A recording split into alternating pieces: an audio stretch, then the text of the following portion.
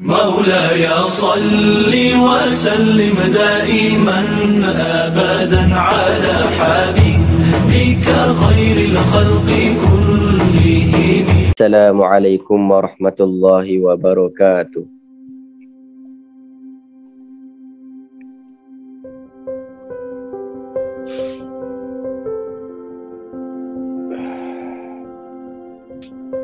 Innamal mu'minuna alladzina idza dzukirallahu wajilat qulubuhum wa idza tuliyat alaihim ayatuhu zadatuhum imana wa ala rabbihim yatawakkalun. Jadi ayat ni Allah Subhanahu wa taala terangkan, dan ayat ni sangat penting bagi kita sebab ayat ni adalah ayat untuk kita mengetahui sejauh mana tolak ukur kita dan derajat kita di sisi Allah Subhanahu wa taala. Maka lepas kita dengar penjelasan daripada ayat tadi itu, surat Al-Anfal ayat nombor 2 tu, dekat mana kita? Salah satu ada. Kalau saya sendiri, tiga-tiga tak ada. Yang pertama apa? Iza dzukirallahu wajilat qulubuhum. Ada ke tak kita rasa? Bila disebut nama Allah Subhanahu Wa Taala, macam mana kita punya reaction hati kita? Lebih deg-deg dengan suara Allah, lebih deg-deg dengan nama orang yang dia cintai, yang dia sayang lalu kat tepi dia, kan? Daripada dengan nama Allah Subhanahu Wa Taala. Orang yang dia sayang lalu getar, deg-deg, alamak dia lalu. Tetapi nama Allah Subhanahu Wa Taala, kan, bila disebut nama Allah Subhanahu Wa Taala biasa je. Padahal orang yang kita suka tu belum confirm lagi dia suka kat kita. Biasanya orang yang kadang-kadang tu orang yang kita suka tu orang lain ambil. Jadi kita usaha macam mana bila idza tuliyat alai idza dzukirallahu wajilat qulubuhum, kan, ketika nama Allah Subhanahu Wa Taala disebut, maka kita kena usahakan ada rasa. Yang kedua, wa idza tuliyat alaihim ayatuhu zadatuhum imana. Dan bila diucapkan, bila dia dengar firman Allah Subhanahu Wa Taala, tambah iman. Ni pun tak juga. Sebab semakin lama mengaji, semakin lama duduk dekat majlis ilmu, semakin bosan, semakin ngantuk. Maka ni bertambah ke berkurang? Wa idza tuliyat alaihim ayatuhu. Bila dengar ayat tu, zadatuhum ke berkurang? Yang ketiga, wa ala rabbihim yatawakkalun, ni kita masih lagi bergantung kepada selain Allah Subhanahu Wa Taala. Maka kita usahakan supaya tiga perkara ni wujud dalam diri kita. Boleh? Jadi untuk wujudkan tu macam mana cara ni? Maka yang pertama sekali, untuk wujudkan tiga perkara ini di dalam diri kita, kita kena mulakan dengan tawakal. Kita start dengan tawakal, kita cuba train ke diri kita biar ada rasa pasrah kepada Allah Subhanahu Wa Taala. Macam mana nak datang rasa pasrah kepada Allah Subhanahu Wa Taala? Iaitu dengan kita rasakan bahawasanya makhluk ni tak mampu nak buat apa-apa. Makhluk ni tak mampu. Makhluk ni tak ada kekuatan. Siapakah makhluk tu? Masiwallahu makhlukun.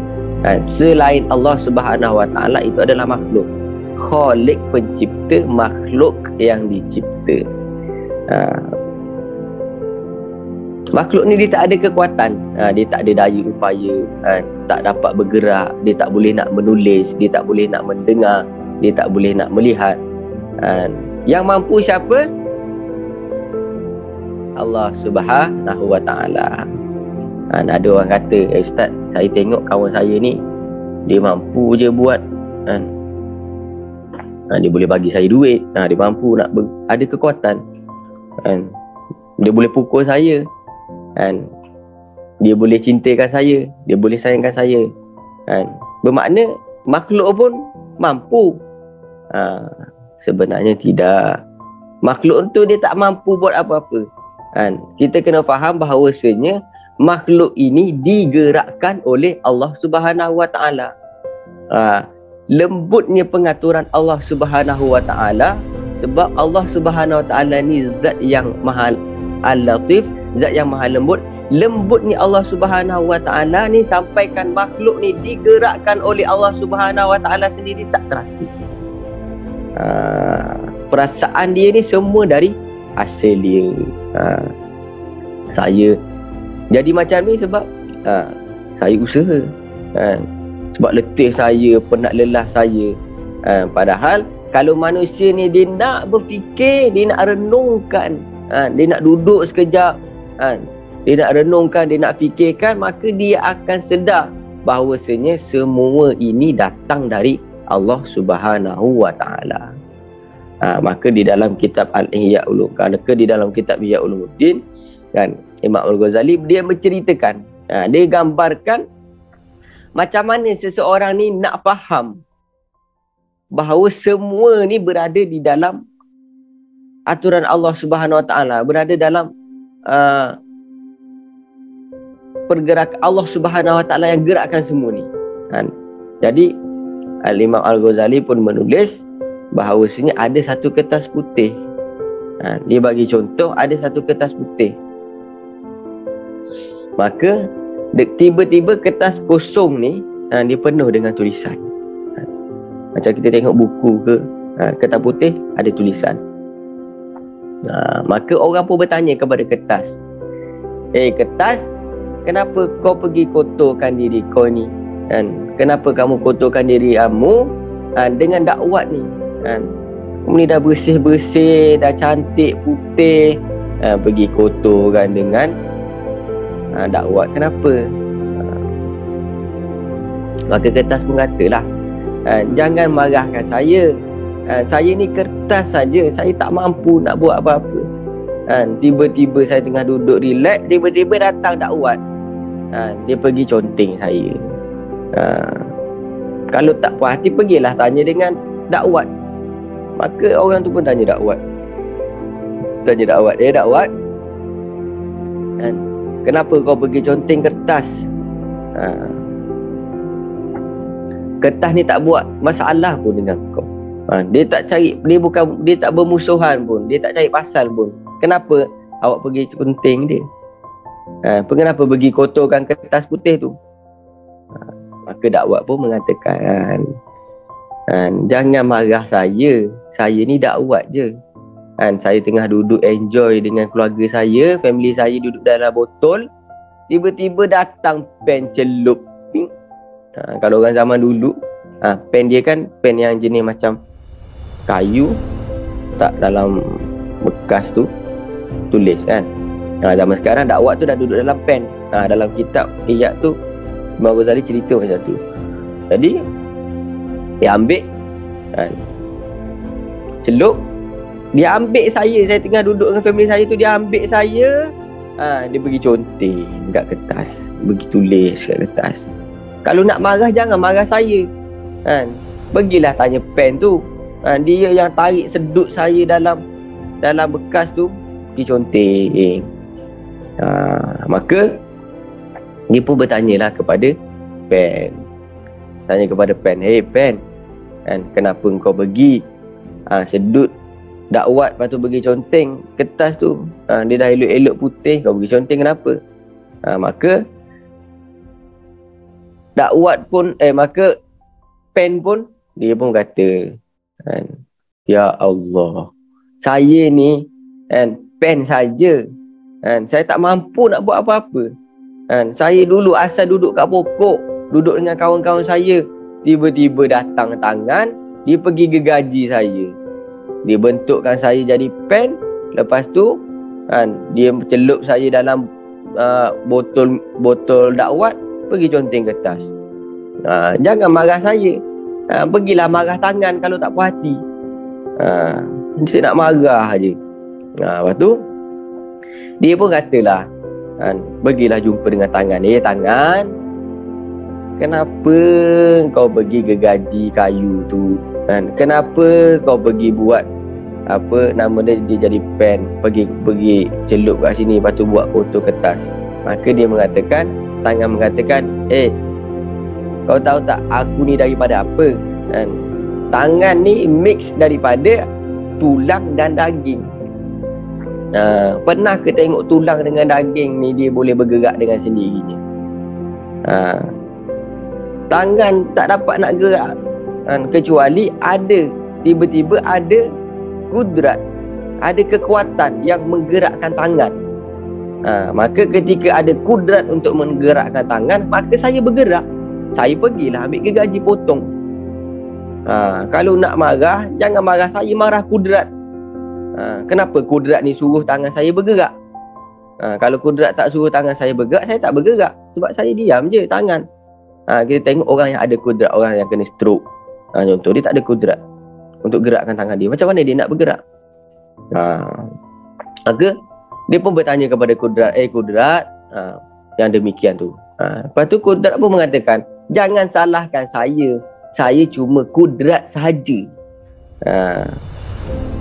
Kalau tak ada keinginan, kalau tak ada iradah, maka saya tak dapat nak bergerak. Memang saya memang kudrat saya ada di seluruh tubuh manusia ada. Dekat tangan, dekat kaki, dekat kepala, dekat mata ada. Tetapi kalau tak ada keinginan untuk bergerak, saya tak bergerak. Maka kamu jangan salahkan saya, kamu salah kepada iradah tu. Kenapa dia ada keinginan, kehendak untuk menggerakkan? Bila dia ada keinginan nak bergerakkan, dia akan push saya kudrat untuk saya gerakkan. Bila keinginan iradah tu ada, maka kudrat ni dia akan push iradah ni akan push kudrat, maka tangan tu bergerak. Maka dia pun bertanyalah kepada iradah, iradah, kenapa kau nak gerak? Maka iradah pun mengatakan, saya pun tak tahu. Tiba-tiba datang ilmu, datang kefahaman dalam diri saya untuk saya bergerak, untuk saya ada keinginan nak bergerak. Kemudian saya datang kepada iradah, kan saya datang kepada kudrat gerakkan tangan, tanganlah yang pergi potong gergaji, pergi celup tu semua, dan fotolah kertas tu. Maka bila ditanya kepada ilmu, datang daripada mana kefahaman untuk menggerakkan tangan, untuk datang kepada iradah, untuk datang kepada kudrat? Maka bila ditanya kepada ilmu, maka dia mengatakan ini semua datang daripada Allah Subhanahu Wa Taala.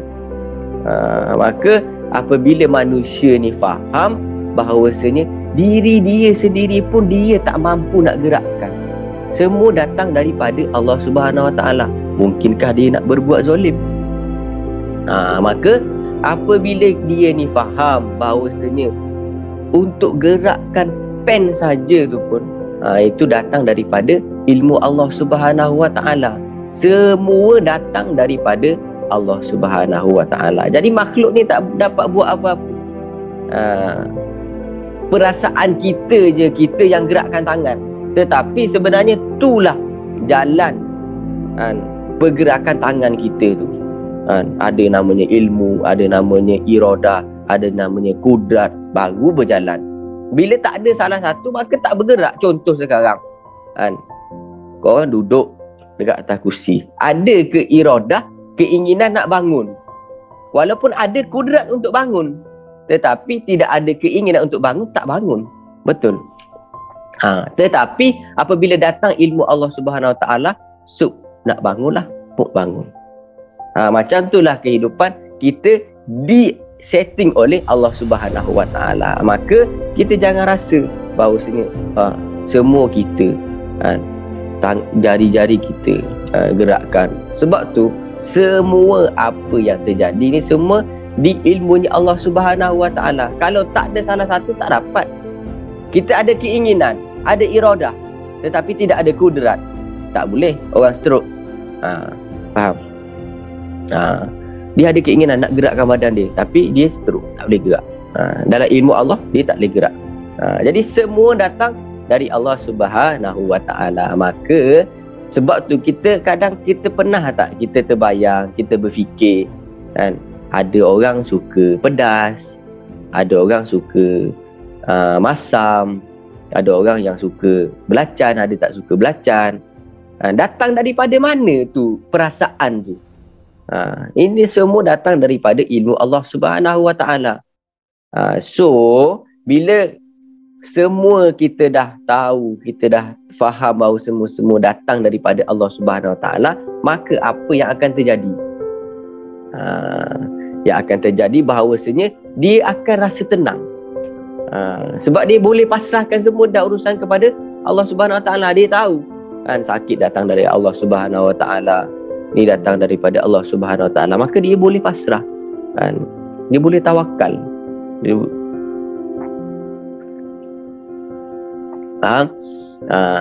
Sebab ada orang tu kadang tu dia tu pening, dia ni bingung, pening, risau kan, tentang kehidupan dia. Saya nanti nak jadi apa kan, saya ni laku kahwin ke tak ni, umur dah dekat nak 30, tak kahwin-kahwin lagi.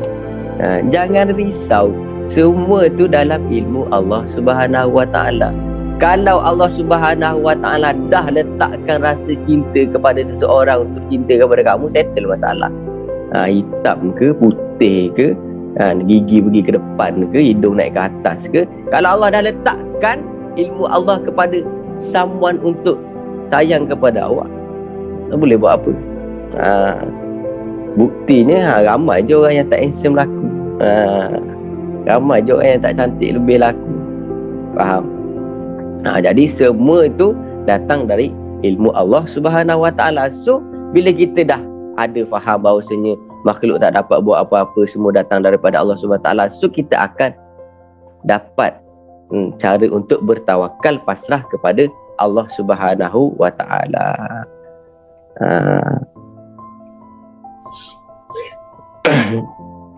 Allah Subhanahu Wa Taala firman kan, sampaikan orang kata ayat 1000 dinar kan. Siapa tak pernah masuk bilik kos baca ayat tu, saya tak tahu kan. Aku letak besar, wa may yatawakkal 'ala Allah fa huwa hasbuh. Kos nak bagi tahu bahawasanya kalau korang tawakal, Allah SWT akan cukupkan kan. Tapi na'udzubillah min zalik, kalau masuk bilik kos tu tak pernah baca. Faham? Jadi Allah SWT firman sendiri kan, wa may yatawakkal 'ala Allah fa huwa hasbuh. Orang kalau ni ditawakal kepada Allah, Allah SWT akan cukupkan semua. Daripada kecil sampai sekarang, Allah cukupkan kita semua. Daripada cukupkan daripada segi apa? Daripada segi nafas, tak pernah sesak nafas, tak pernah kurang seminit pun. Cuba Allah SWT ambil nafas seminit, mati. Cuba Allah Subhanahu Wa Taala kurangkan dekupan jantung daripada kecil sampai sekarang, sampai detik saat ini, cuba Allah kurangkan. Allah lebihkan adalah cuak duduk laju, Allah lebihkan. Itu kalau Allah kurangkan, tak berdengkup seminit. Mungkin dah innalillahi wa inna ilaihi rajiun. Nampak apa yang Allah Subhanahu Wa Taala berikan kepada kita tu, apakah pernah kurang? Allah SWT bagi hidung ke bawah, cuba Allah bagi hidung ke atas, masuk air kalau hujan. Cuba Allah Subhanahu Wa Taala ciptakan gigi ni macam kuku. Kuku maksud dia apa? Dia panjang. Kena potong setiap hari Jumaat. Boleh bayangkan gigi panjang seterik macam mana? Saya tak boleh bayangkan. Jadi Allah buat tu yang terbaik dah. Pernah ke kurang Allah SWT ciptakan? Cuba Allah Subhanahu Wa Taala ciptakan contoh macam rambut kan, potong tumbuh, tangan macam rambut. Oi, orang tak takut bergaduh bawa parang, song hilang tangan, tumbuh balik lagi. Tak ada. Jadi semua yang Allah Subhanahu Wa Taala ciptakan, apa yang Allah berikan kepada kita itu semuanya dah cukup untuk kita. Sama ada kita ni bersyukur atau tak. Sebab ada rasa tawakal kepada kita. Kadang tu memang tak semua kita tawakal. Kadang ada sifat tawakal tu sikit je, Allah SWT cukupkan. Banyak dalam diri kita sendiri. Kalau kita tengok cuba Allah SWT ciptakan mata ni, dia tak macam ni. dia macam gini. Cuba bayangkan. Tak boleh nak tak shadow. Tak boleh nak tak ni. Nak tak apa bulu mata. Mata tu macam jin. Jin mata dia macam ni. Bukan macam ni, macam ni. Jadi bila kita ada tawakal kepada Allah Subhanahu Wa Taala, maka Allah Subhanahu Wa Taala akan cukupkan. Kita kena faham cukupkan. Menurut ilmu Allah. Kadang tu kita berdoa, sebab tu Nabi SAW ajarkan kepada kita untuk berdoa. Berdoa dia macam ni. Ya Allah, jangan engkau takdirkan kepada aku untuk aku meminta kepada engkau sesuatu yang tidak engkau takdirkan kepada aku. Faham? Jangan engkau takdirkan kepada aku untuk aku berdoa meminta kepadamu sesuatu perkara yang tidak engkau takdirkan kepada aku.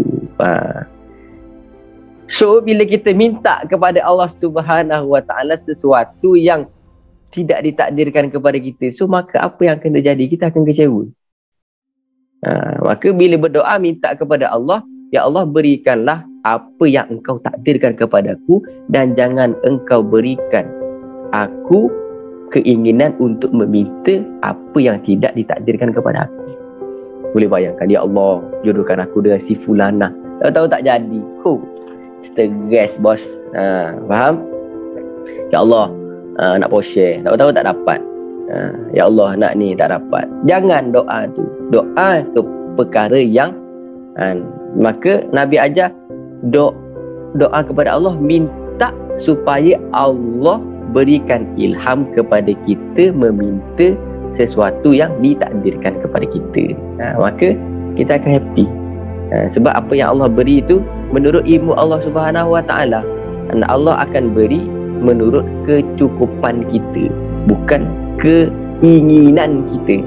Jadi kena faham, kita ada keperluan, kita ada keinginan. Kadang tu keinginan kita ni melebihi daripada keperluan kita. Beg ada dah keperluan beg 1, tetapi keinginan beg 10. Pergi office beg ni, pergi shopping beg ni, pergi travel beg ni. Faham? Kita ada keinginan dan kita ada keperluan. Maka bila kita tawakal, bahawa hasbuh Allah Subhanahu Wa Taala akan cukupkan. Maka bagaimana kita nak dapat rasa tawakal ini? Iaitu dengan kita latih diri kita. Bila? Sekarang juga. Jangan tunggu bila malaikat Israel datang baru kita nak tawakal. Mafhum?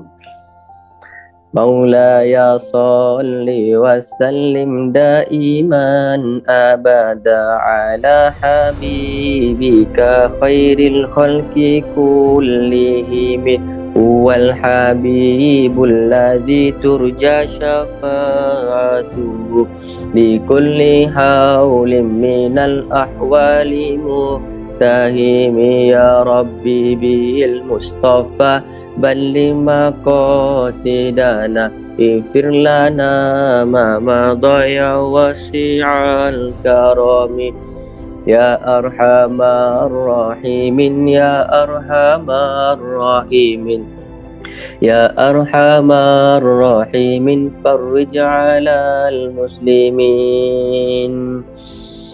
Bismillahirrahmanirrahim.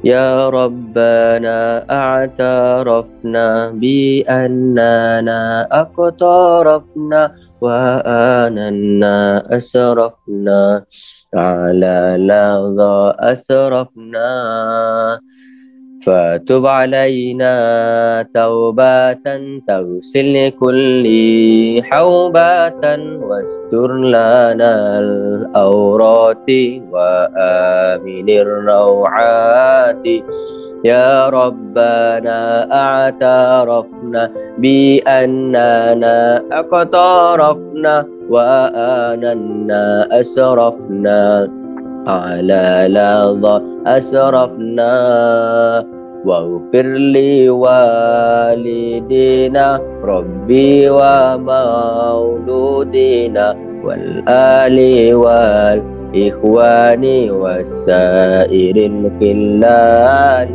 يا ربنا اعترفنا بأننا اقترفنا وآننا أسرفنا على لظى أسرفنا فضلا وجودا منا لا باكتساب منا بالمصطفى الرسول نهضى بكل سول. Wabillahi taufiq wal hidayah. Assalamualaikum warahmatullahi wabarakatuh.